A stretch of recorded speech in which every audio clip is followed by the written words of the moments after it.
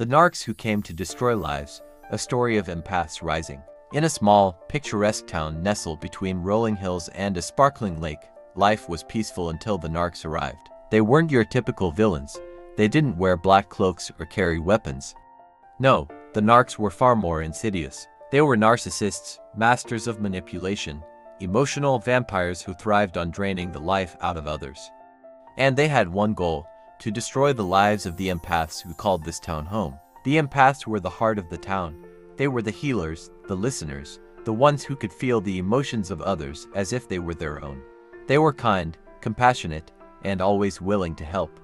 But their very nature made them easy targets for the Narcs, who saw their empathy as a weakness to exploit. The Narcs arrived one by one, slipping into the town like shadows. They were charming at first, showering the empaths with attention and praise. But soon, their true colors began to show. They manipulated, gaslit, and emotionally abused the empaths, leaving them feeling drained, confused, and powerless. The Narcs fed off the chaos they created, growing stronger with every tear shed and every ounce of energy they stole. But the empaths were not as helpless as the Narcs believed.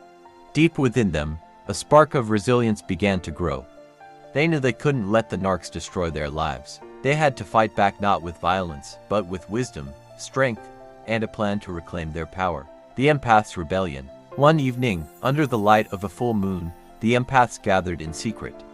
They knew they couldn't defeat the Narcs alone, but together, they could turn the tide. They called upon Coach Lin, a wise and empowering guide who had helped countless empaths navigate toxic relationships. She shared with them 10 powerful strategies to flip the script on the Narcs and reclaim their lives. Learn, understand them, and use them to buy your own peace and reclaim your power, energy, and most importantly, freedom. 1.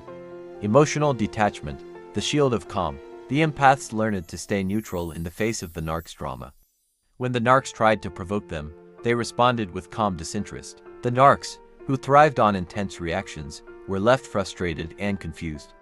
Without their emotional fuel, they began to weaken. 2. Firm boundaries, the wall of strength. The empaths set strong boundaries and held to them without wavering. When the Narcs pushed for control, the empaths calmly but firmly said no. The Narcs, who despised boundaries, grew increasingly agitated as their attempts to manipulate failed. 3. Self-validation, the mirror of worth. The empaths stopped seeking validation from the Narcs. Instead, they turned inward, journaling about their accomplishments and leaning on supportive friends. The Narcs, who loved to feel like the center of the empaths' world, were unnerved by their newfound independence. 4. Disengaging from arguments, the art of silence. The empaths refused to engage in the Narcs' circular arguments. When the Narcs tried to provoke them, they simply said, "I'm not having this discussion right now," and walked away. The Narcs, who loved to trap their victims in endless debates, were left fuming. 5. Direct communication, the sword of confidence. The empaths became assertive, clearly communicating their needs and feelings. They used I statements like, "I feel this way," or "I need this boundary." The Narcs, who preferred easily manipulated targets, were thrown off balance by the empaths' confidence. 6.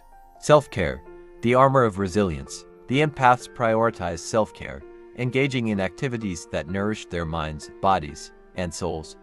They exercised, meditated, and spent time with loved ones. A strong, well-cared-for empath was kryptonite to a Narc, and the Narcs began to lose their grip. 7. The power of silence, the unspoken rebellion. When the Narcs tried to bait them, the empaths responded with silence. The Narcs, who hated being ignored, were forced to sit with their own thoughts, a place they dreaded. The empaths' calm silence signaled control, and it drove the Narcs mad. 8. Embracing self-worth, the light within. The empaths affirmed their self-worth daily, reminding themselves of their value. They no longer tolerated the Narcs' games. The Narcs, who preyed on low self-esteem, realized they could no longer manipulate the empaths' perception of themselves. 9. Privacy, the locked door. The empaths stopped sharing their plans and goals with the Narcs. By keeping their inner world private, they denied the Narcs the opportunity to control or sabotage them. The Narcs, who hated being excluded, grew increasingly frustrated. 10. Calling out behavior, the mirror of truth. Finally, the empaths calmly called out the Narcs' behavior. They said things like, "I notice you're trying to manipulate the situation," or "I see what you're doing." The Narcs, who hated being exposed, were left feeling vulnerable and powerless. The Narcs' downfall. As the empaths implemented these strategies, the Narcs began to unravel. Their once strong hold over the town weakened, and their attempts to manipulate and control grew desperate. Without the empaths' energy to feed on, the Narcs grew weaker and weaker, until one by one, they left the town, seeking easier prey elsewhere. The empaths had won. They had reclaimed their energy, their power, and their lives. They knew the Narcs might return one day, but they were no longer afraid. They had the tools to protect themselves and the strength to stand tall. A new dawn. The town flourished once more, its empaths stronger and wiser than ever. They had turned the Narcs' attempts to destroy their lives into an opportunity for growth and empowerment. And as they gathered under the stars to celebrate their victory, they knew one thing for certain: their energy was precious, and they would protect it wisely. The Narcs had come to destroy their lives, but in the end, they had only made the empaths stronger, and that was a story worth telling.